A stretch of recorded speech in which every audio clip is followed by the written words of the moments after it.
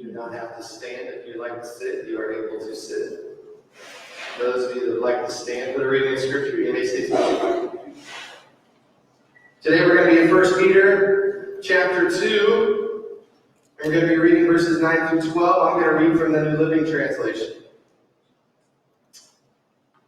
But you are not like that, for you are a chosen people. You are royal priests, a holy nation, God's very own possession. And as a result, you can show others goodness of God.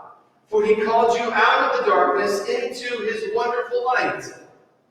Once you had no identity as people, and now you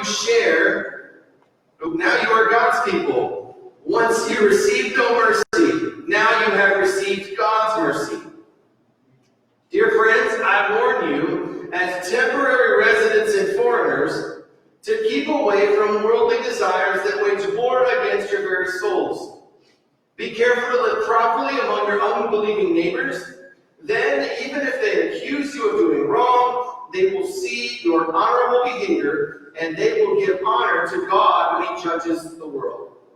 This is God's word for God's people. Thank you. You may be seated.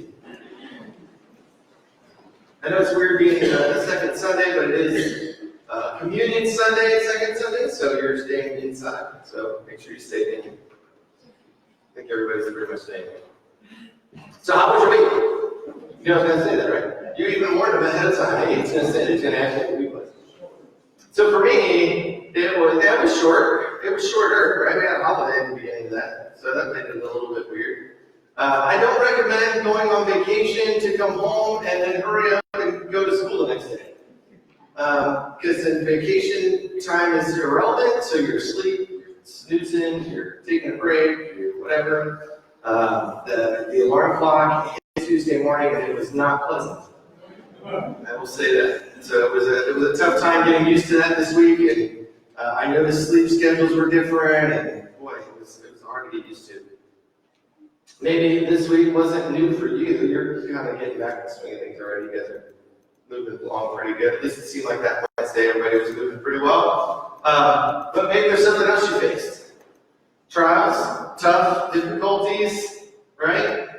Sickness, illness, whatever it is that you were facing. You struggled this week, emotionally, physically. What I pray is that you're finding, you're learning that through whatever it is that your circumstances are, that you're finding yourself a way to be connected with God. You're finding hope in seeing other people share in their story with you, like you did last week. Doesn't that bring you hope? It makes you want to dig in, doesn't it? It makes you want to be thirsty for Scripture and for prayer. What we do when we find ourselves in that place is that God speaks to us through our Scripture study, through our prayer time. He speaks to us. He tells us what it is that he needs us to do. And then when we do those things for him, we find that we are God's representatives in the world. And then he shows up. And we get to see him work. And we get to see him do. And it changes everything. He's counting on you. Part of our theme of the year, right? Do not be afraid. You don't have anything to fear. There's enough. Whatever it is you need, there's enough of it. And you, just old broken down you, can make a difference in people's lives. You're enough. So we just came through a month where we were talking about stewardship. We had an awesome group of folks led by Darcy last week that gave amazing messages, right? They talked about who they are, what they've been through. They talked about the miracles that were found in their lives, right? It's part of that stewardship. We talk about stewardship and we want it to just be, it's just about money, it's just about church money even. But in reality, it's stewardship of us. And we learned that last month. It's not stewardship of the church, it's stewardship of here. This temple is what we're to have stewardship of. That's where it starts. That's what then comes into the church, right? And so in the middle of this study, we had a question that was asked, because there were some of us that did a study along with the message last month. And so along with that, what we do is we find ourselves looking at what it is that is our purpose. What are you spending your time on? What are you spending your money on? What are you spending your efforts in? And so what we find ourselves doing is that is the purpose. When I ask that question to several people, I get this blank stare. I get this. Oh, I don't know. Seriously, what's your purpose? What is it that God's calling you to do? I don't know. Well, wouldn't it be good of us to find out? Right? Good of us to understand where it is that He's wanting us to be, where He's asking us to be placed. So this month, we are going to talk about how God sometimes needs us to ask that question. Either we haven't thought about it, or it just hasn't even been close to our mind because we've been too involved in our work, our life, our stuff. Whatever it is, though, we find ourselves doing things constantly, and maybe they're just not very fruitful, right? They're just not working out. It's not looking the way it's supposed to look. It doesn't feel the way it's supposed to feel. Man, I shouldn't be grumpy every day. I shouldn't be yelling at my kids every day. I shouldn't hate when that alarm clock goes off in the morning and I've got to go to work. I shouldn't hate that, right? How many of you have had a job that was just awful? Couple, yeah, right? You know what I'm talking about. It's the job that you really don't want to go to. You find yourself sitting in the parking lot of work and you're staring at the steering wheel and you're like, I just don't want to do this today. Right? Now there's a lot of circumstances that go into that. Maybe the job itself was really awful, right? Work conditions weren't very fun. Maybe it was a third or second shift job. You didn't really like being away from your family. Maybe it was just that whatever the job was, you weren't very good at it, right? It was hard, it was difficult, you really stunk at it, so that made you not like it, right? What am I doing here? Right? Maybe there's just something unsettling about it. You liked it, you liked the people, but there just was something missing about it. And it just never worked. You find yourselves struggling through it. You make the best of it if you can, but it seems to always bleed over into your life. You find it engages you in other habits and behaviors that aren't helpful. You're getting mad at your family, you're getting upset with the world around you. See, that is a direct reflection of our spiritual lives. We don't want to think that it is, but it is. See, God has called every one of us according to a purpose. You can go back to the beginning of the book of Genesis and you can find a God that created mankind for a reason. Right? He created mankind in His own image and then said, here, I want you to be the steward of all of this stuff that's here. I need you to give names to all the animals. I need you to take care of the fields and the grass and the garden. And then He saw that he was lonely, so He gives him a counterpart. He gives the positive to his negative. He gives him this teammate, this helper that's supposed to be there with him. So he's not lonely anymore. So he has a share of the workload, right? And so when He does this, everything is perfect. Everything is right. There is no sin. There is no death. Everything is beautiful. Animals are living together with human beings. I mean, it's just this amazing paradise. Until the deception started. Sounds familiar, right?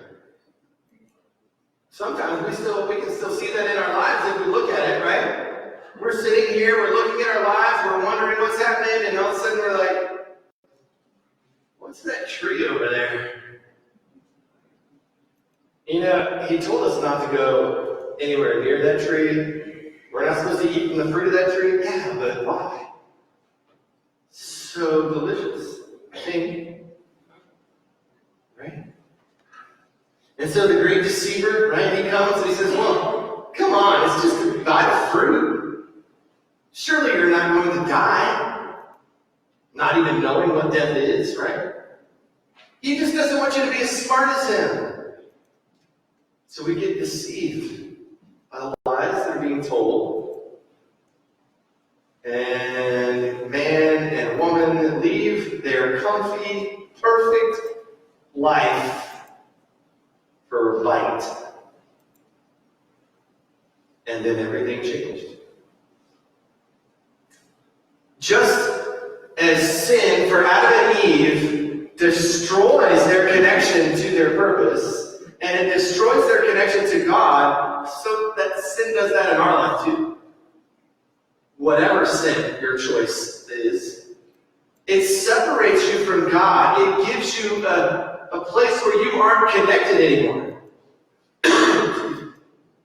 It gives you that moment where you are trying to find him even though he hasn't moved. And that's our struggle. Without him, we miss our purpose. Our life becomes a reflection of whatever it is that we are lost in, doesn't it? Those of you that have been there, you can nod. It's okay. I want to look at today's text at the beginning here, verses 9 and 10, because it takes us back to the Old Testament. It takes us back to God's purpose for his people. In verses 9 and 10, it says, but you are not like them, you are a chosen people, right? You are the chosen people of God. You are royal priests, a holy nation, God's very own possession. That sounds important, right? As a result, you can show goodness, or you can show others the goodness of God, for he called you out of the darkness into his wonderful light. And then he quotes Old Testament scripture here. Once you had no identity as people, now you are God's people. Once you received no mercy, now you have received God's mercy. See, God has always wanted a relationship with his creation. He's always wanted it to be important, but it was that creation that didn't care, right? There's the tree over there. It's pretty enticing. Every time something came up at the tree, right? He chose a group of people in the Old Testament to be his image bearers in the world. Did he not? He wiped everybody out, he brought Noah in.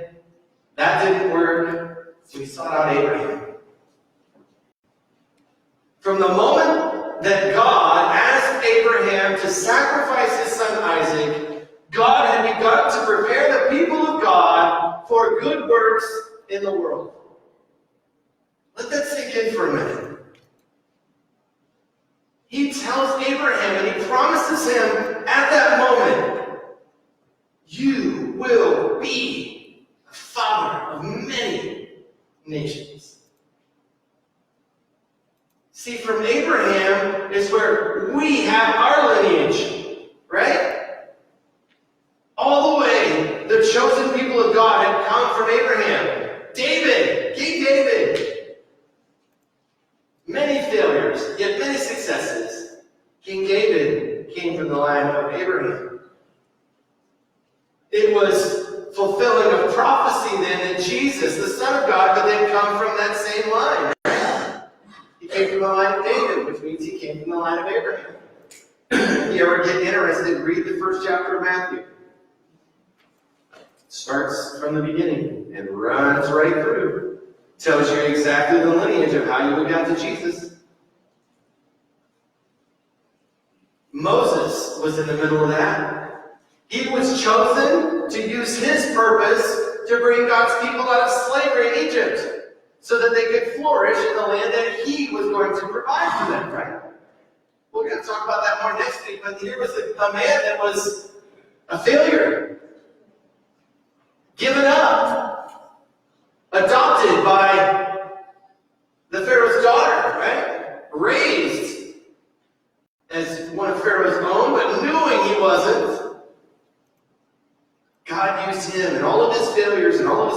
his stuttering, his inability to really speak. He used all of those things to bring the people of God out of slavery in Egypt into a new land. What if Moses never listened? What if that bush never burned for Moses? What would have happened? See, God has a way to make and to bring us back into restoration. We have the privilege, thousands of years later, of having the gift of Jesus, Son of God. Jesus would come to the earth. He would be fully God and fully man. He would bear our guilt, our shame, and cost of our sin, so that all of mankind would have a chance to right their relationship with God. Just in case they might believe. Once Jesus died, he rose from the dead, and he ascended into heaven on our behalf. We, all of us, have become part of this family of God. We are part of those chosen people. This brings us into our part in that relationship with God. See, we have been chosen by God to represent him into the world. We are the ones that are called to make God's presence known today, so that people today can find him and see him. Maybe we think, right? We open up that book and it's just a bunch of thousands of year old fairy tales. Unfortunately, it's actually ancient text. It's people remembering and memoirs of people who did these things, and you can find them. You can look it up. Jesus was a real person. So was Pontius Pilate, right? So was that day in the courtyard. Happened. This is real stuff. You are a part of the continuation of this book, this relationship, this place of God. He finishes in 11 and 12. And listen to what he says. Dear friends, I warn you as, quote, temporary residents and foreigners, unquote. Keep away from worldly desires that wage war against your very souls. Be careful to live properly among your unbelieving neighbors. Then even if they accuse you of doing wrong, they will see your honorable behavior, and they will give honor to God when he judges the world. Wow. You've heard me say this over and over and over again, haven't you? We're not home yet. This isn't our final place to be. There's still more to come. This life might end here, but it is not at all the end of life. You are to live as a reflection of your Father in heaven. As our previous study pointed out to us, we are tenants. We are tenants in the land that is not ours. What does that mean? That means we're paying rent. Right? That same recent study we talked about, it said we aren't born into this world with anything. Right? Think about your birth. I don't remember it physically, but I know I got born, right? But when you come into the world, there is nothing but you. Unclothed, everything you. That's it. And when you turn around again, at the end of your life, when you take that final breath, guess what you're going to have? Same thing you came in with. And everything in between is God's. Everything in between is what God has blessed you with. It may not be good. It may not even be worthwhile, some of you are saying. Man, I remember the hard times in my life yesterday. A week ago, a year ago. But whatever it is between this breath, the first, and the last breath, everything in between there is God's. And there's nothing you can do about it. Nothing you can do about it. You can't buy enough stuff. You can't have enough things. You can't begin and end as many relationships as you think you want to. You can't do any of that enough to make that end be worthwhile. Because when you come to the end, you're at the end. Done. What have we done with our time? What are you going to do with your life on earth that is a genuine representation of this life that God has promised you, that God has given you? See, in my opinion, the church has always been designed as a place to worship and find renewal for the people of God. It's a place where those who share a common belief in a God who loves them can come to worship that God. We can sing praises to Him. We can offer up ourselves, our time, our money, our offering, right? We can offer up things to Him. But more importantly, we find each other. Because we find those people that we know are going through the same things that we're going through. And now I've got somebody that's there to help me. They're not just there on Sunday morning. Wait, they're there on Tuesday when the car accident happened. They're there on Thursday when I got sick. They were there when I needed a ride to the doctor. They were there when my mother passed away. I can keep going, and I can keep going, but this is what we are for. It's not meant to be a building so that the righteous have a museum. It's meant to be a hospital for the sick. So that we can rely on each other, bear each other's burdens.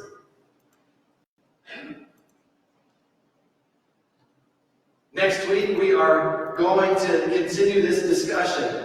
We're going to dig deeper into what this purpose is. So next week, we're going to open up that book of Old Testament scripture. We're going to talk about Moses. We're going to talk about how God has had a purpose since the beginning. So from the Old Testament, God had a purpose. And then the week after, we're going to talk about how Jesus comes, right? And then that opens up this purpose to even more people. And then how God Himself, then, the last Sunday in September, we're going to find out how we are still playing a purpose in God's plan. You and me can think of ourselves as Moses, Abraham, Matthew, Joseph, Stephen, Martha. You are just as important as those characters that you read about. See, God has a purpose for us now, and I think we forget it. And I think last week was a perfect, absolute illustration of why you are more important than me. I will always tell you that too, by the way, in case you ever want to know. Don't get me wrong. I think that the pastors have a place. We have a place of bringing the Word of God to you so that you can experience it, so that you can be empowered by it. And then being there for you in those critical times of faith, right? Turmoil. That's what we're here for. But I can guarantee you that you, each and every one of you, are going to have a greater impact in the world than I am. At least if I'm doing my job right.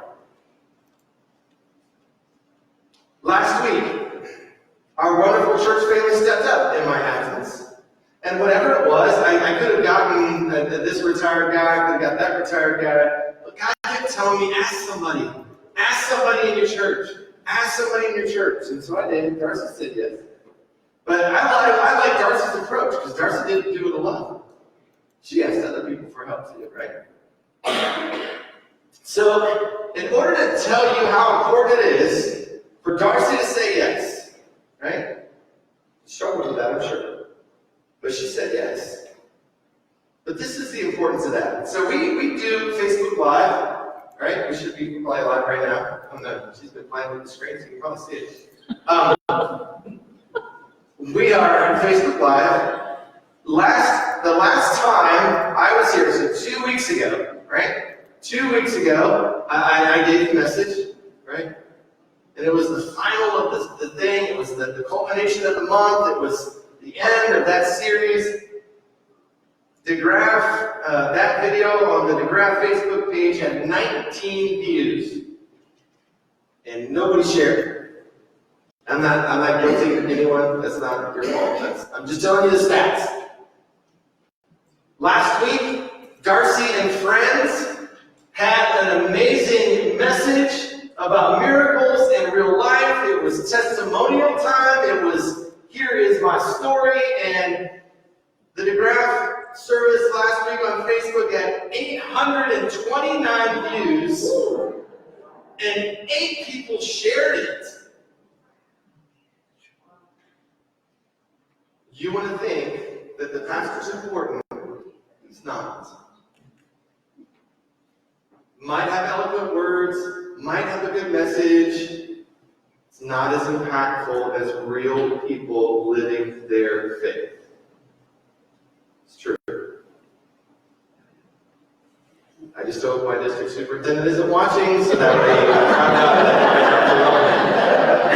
that it's true. You are in a position to find your purpose in the world, and it is so much greater than you can imagine. You matter to God. Wherever you are in your life, you matter to God. Broken, or whether you believe you are whole, you matter to God. You matter to the world